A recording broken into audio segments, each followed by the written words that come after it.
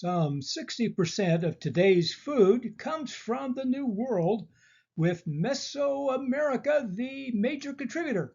Charles Mann called the development of corn man's first and perhaps his greatest feat of genetic engineering.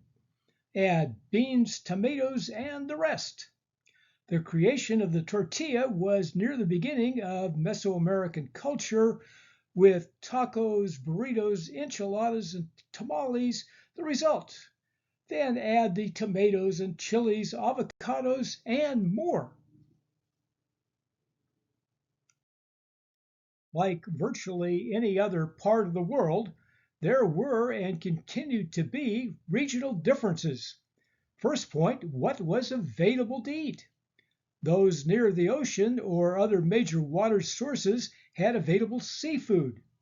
Farming focused on what was available and could be grown effectively.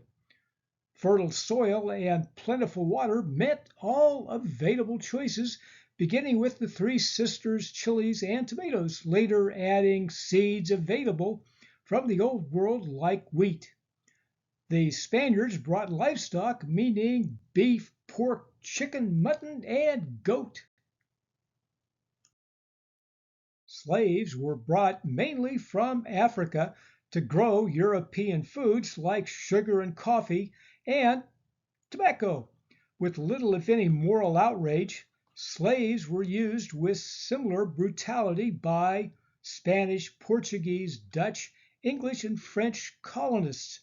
They also brought their own foods like okra and their traditions. The Spaniards, beginning with Columbus, turned indigenous peoples into slaves.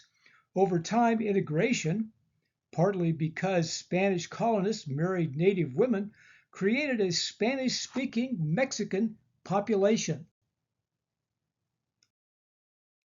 The idea of creating this sub-cuisine was to convince Texans to enjoy Mexican food, which meant adding beef, wheat flour, rice, and yellow cheese. That included the previously discussed beef or chicken tacos, then adding unique forms of enchiladas and the rest, possibly with margaritas to drink. Of course, there is a history. Stephen F. Austin, called the father of Texas, colonized the Tejas region of Mexico in 1825.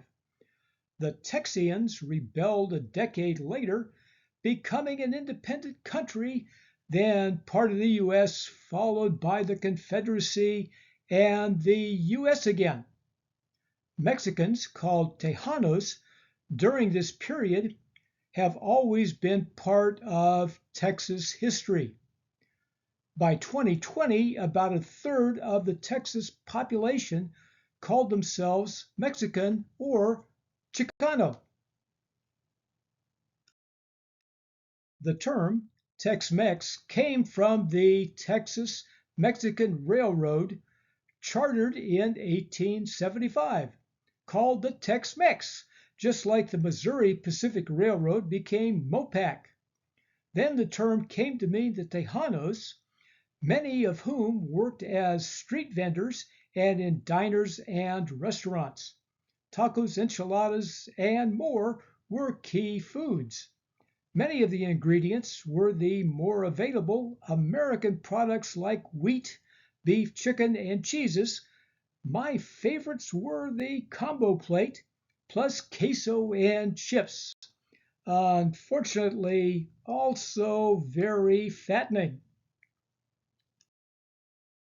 British food writer and culinary anthropologist Diana Kennedy, an authority on Mexican cuisine, called Tex-Mex un-Mexican.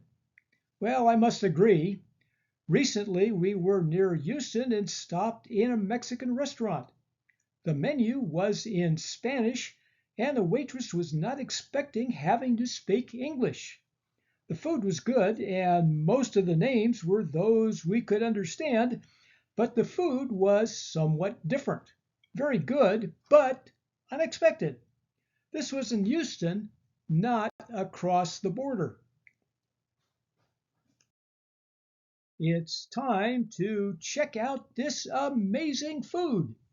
A bit of home cooking, then it's out to the Tex-Mex restaurants in the Hill Country next time on Food History and Mystery.